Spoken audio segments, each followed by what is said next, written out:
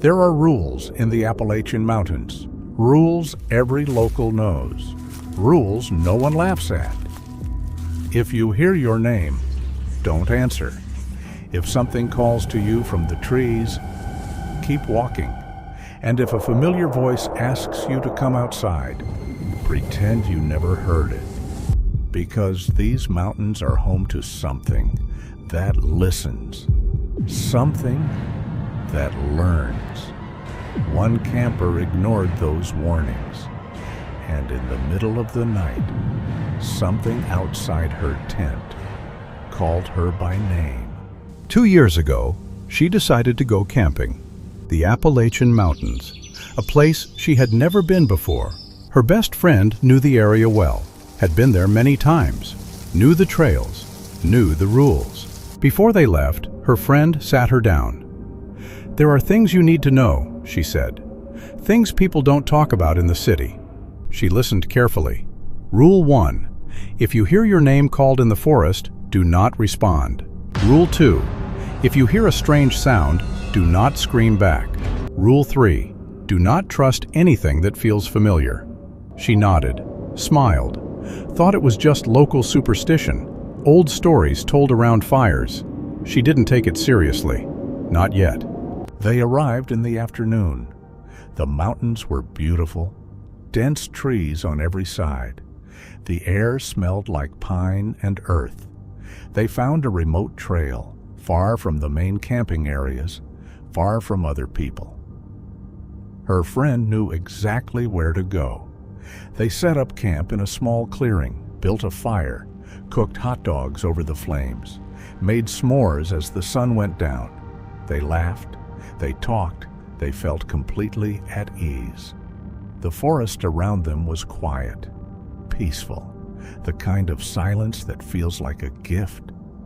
As the fire died down, they decided to turn in for the night, each in their own tent, side by side.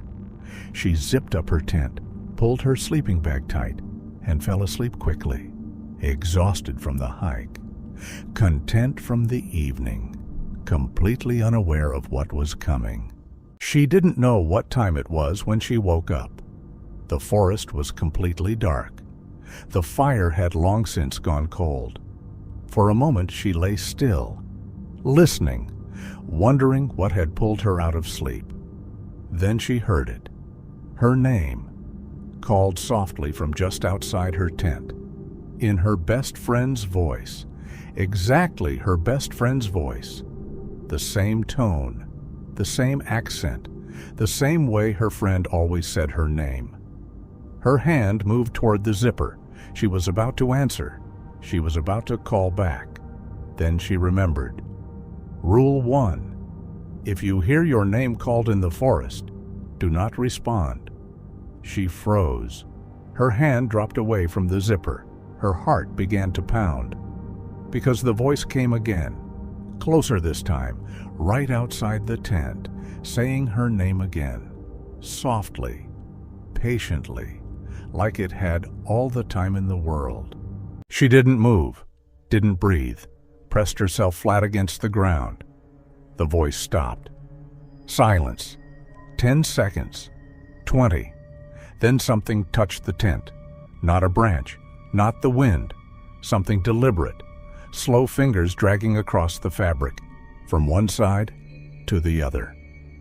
She felt it move along the outside of the tent, tracing the edges, like it was looking for a way in, like it was learning the shape of the space she was hiding in. Then the voice came back, still her friend's voice, still perfectly identical. "Can I come in?" 3 words, calm, casual, like nothing was wrong. She said nothing, did not move, did not breathe. The scratching continued, slow, patient, up one side of the tent, across the top, down the other side. She was shaking so hard she could feel it in her teeth. Tears running silently down her face. Eyes wide open in the darkness. Staring at nothing. Waiting. In that moment she understood the rules. not as superstition, not as old stories told around fires, as survival. Because whatever was outside that tent knew her friend's voice perfectly, had copied it without a single mistake, every syllable, every inflection, every tiny detail that made it sound exactly right. Something that had been listening all evening, while they laughed around the fire, while they talked and told stories, while her friend said her name over and over again. Something in the forest had been memorizing it, practicing it, waiting for the right moment. And now it was here, right outside, separated from her by nothing but thin fabric, asking to come in. She kept her eyes open, kept her body still, and made herself the smallest thing she could be.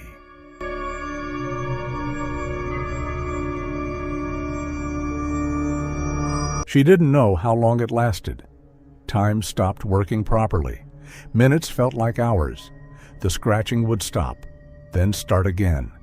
The voice would go quiet, then return. Always the same words, always the same voice, always perfectly calm. At some point, the exhaustion became too heavy. Her body gave out before her fear did. She fell asleep, still shaking, still crying, still listening. But when sleep took her, the sound was still there, outside, patient, waiting. She woke up to sunlight, birds, the smell of pine. For a moment, everything felt normal. Then she remembered. She unzipped her tent slowly, looked outside. Nothing, just trees, just the cold remains of last night's fire. Her friend's tent was still zipped. She waited. When her friend finally emerged, she asked her directly, "Did you come to my tent last night?" Her friend looked confused. "No." "Did you call my name?" "No." "You didn't come outside at all?" Her friend shook her head. "I slept straight through the night." "Why?" She didn't answer right away, just stood there, looking at the tree line, at the edge of the clearing where the forest began. Dark even in daylight, silent, watching. People who know the Appalachian Mountains well have heard stories like this before. Stories passed down through generations of something in the forest that watches, something that studies human behavior from a distance, learns voices, learns names, learns the small details that make a voice recognizable, then uses them in the dark when people are alone and vulnerable. The old-timers call it a mimic, not a ghost, not a spirit, something older than that, something that has no voice of its own, only the voices it has collected, stored somewhere in the dark between the trees, waiting for the right moment to use them. She never went back to those mountains. She still thinks about that night, still hears it sometimes, in quiet moments, in the space between sleeping and waking. Her name, called softly, in a voice that isn't her friend's, but sounds exactly like it. And she wonders, how many voices does it have now? How many names has it learned? How many people? Open the tent. The Appalachian Mountains have rules for a reason, rules that have kept people safe for generations. But here is the question no one asks. How did those rules get written in the first place? Someone had to encounter what she encountered. Someone had to hear their name called in the dark.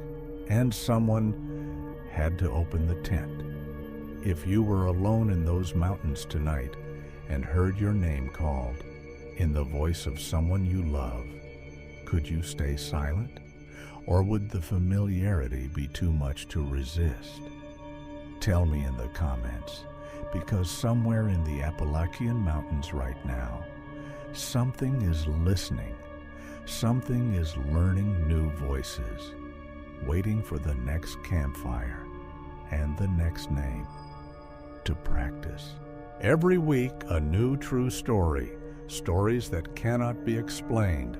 Subscribe if you want to hear more, and tell me in the comments, what should I cover next? I will be here, waiting.